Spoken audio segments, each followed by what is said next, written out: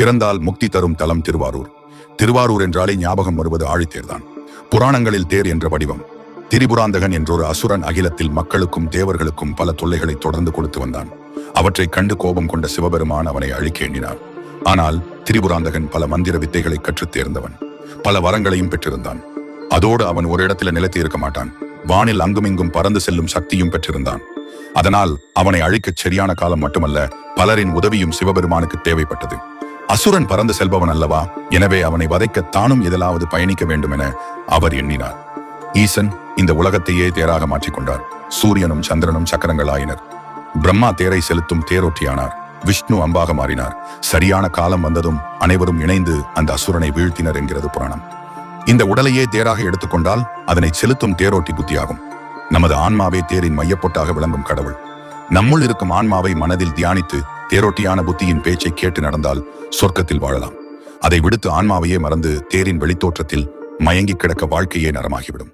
இவ்வாறு நினைத்து தேர் திருவிழாவை கொண்டாடினால் ஆன்மா இறைவனில் நிலைத்திருக்கும் என்பதுவே தாத்பரியம். முற்காலத்தில் ஒரு நாட்டை ஆளும் அரசன் மக்களை நேரடியாக கண்டு அவர்களின் நலன்களை ஆராய வேண்டும். அதோடு மக்களும் தன்னை ஆளும் அரசனை தரிசனம் செய்ய வேண்டும். இதற்காகவே வீதி உலாவாக அரசன் தேரில் வருவார். அதே பின் மாறி கடவுள்களின் உற்சவ சிலைகளை தேரில் இழுத்து பவனி வந்தனர் பக்தர்கள். அதில் மிகவும் சிறப்புடையது ஆரூரின் ஆழித்தேர்.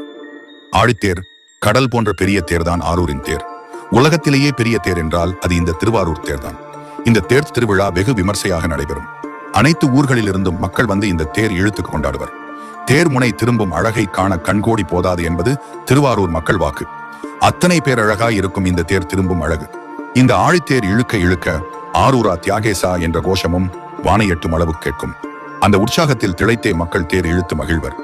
8 குதிரைகள் பூட்டி பிரம்மா சாரதியாய் அமர தியாகராஜர் அமர்த்தப்பட்டு ஆழித்தேர் அழகாய் பவனி வரும். அதன் முன்னே விநாயகரின் தேர் முதலாகவும் சுப்பிரமணிய சுவாமி தேர் இரண்டாவதாகவும் நிற்கும். மூன்றாவதாய் ஆழித்தேரும் அதன் பின் நீலோத்பலாம்பாளின் தேரும் இறுதியில் சண்டிகேஸ்வரர் தேரும் பவனி வரும். தியாகராஜர் முன் இருவரும் பின் இருவருமாய் சேர்த்து பஞ்சமூர்த்தியாய் பவனி வருவர். இந்த தேர் திருவிழாதான தர்மம் செய்திடவும் சிறந்த நாளாய் அமைகிறது. தேர் இழுக்கும் பக்தர்களுக்கு நீர்மோர் பானகம் அளித்தும் அன்னதானம் வழங்கியும் தங்கள் தர்மத்தை செய்கின்றனர் பலர். இதனால் புண்ணியம் பெருகும் என்பது நம்பிக்கை. இம்முறை தேர் விழாவிற்கு அடுத்த நாள் பங்குனி உத்திரமும் வருவதால் தேர் திருவிழாவோடு வருடத்தில் இருமுறையே காட்சி தரும் தியாகராஜரின் பாத தரிசனத்தையும் பக்தர்கள் கண்டு மகிழலாம். ஆசியாவிலேயே மிகப்பெரிய தேர் என போற்றப்படக்கூடிய திருவாரூர் தேரின் சிறப்பம்சங்கள் நம்மை வியப்பில் ஆழ்த்துகின்றன. இதன் மொத்த உயரம் 96 அடி. இதன் மரக்கட்டுமானம் மட்டுமே 350 எடை கொண்டது. தேர் திருவிழாவின் போது அலங்கரிக்கப்படும் மலர், காகிதம் உள்ளிட்டவற்றின் எடை 50 டன். இது மட்டுமல்ல, திருவாரூர் ஆழித்தேரின் சிறப்புகளின் பட்டியல் நீண்டு கொண்டே போகிறது. திருவாரூரில் உள்ள தியாகராஜர் சுவாமி திருக்கோயில் இந்திய அளவில் புகழ்மிக்கது. இக்கோயிலில் உள்ள தியாகராஜர் தேர் ஆசிய அளவில் மிகப்பெரிய தேர் என போற்றப்பட்டு வருகிறது. இக்கோயிலில் ஆண்டுதோறும் நடைபெறக்கூடிய தேர் திருவிழாவை தரிசிக்க நாட்டின் பல்வேறு மாநிலங்களில் இருந்து லட்சக்கணக்கான பக்தர்கள் கூடுவது வழக்கம். இங்கு நடைபெறக்கூடிய தேர் திருவிழா உலக அளவில் பிரசித்தி பெற்றது. இத்திருக்கோயில் பல 100 ஆண்டுகள் பழமை மிக்கது. சைவ சமய மரபின் தலைமை பீடம் என இக்கோயில் போற்றப்படுகிறது. கோயில் 5 வேலி, குளம் 5 வேலி.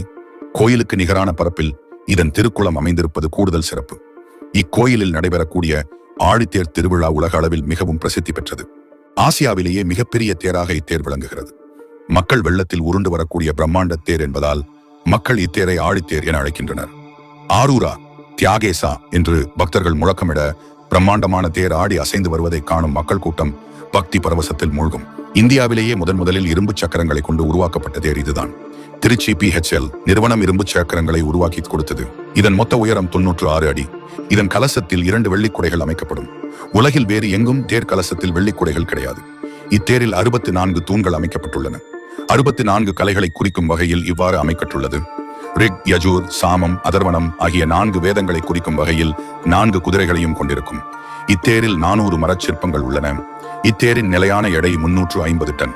தேர் திருவிழாவின் போது சுமார் 2500 மூங்கில்கள் மற்றும் 150 கட்டுகள் நைலான் கயிறால் மேல் கட்டுமானம் அமைக்கப்பட்டு பூக்கள், காகிதம் உள்ளிட்டவற்றை கொண்டு அலங்காரம் செய்யப்படும்.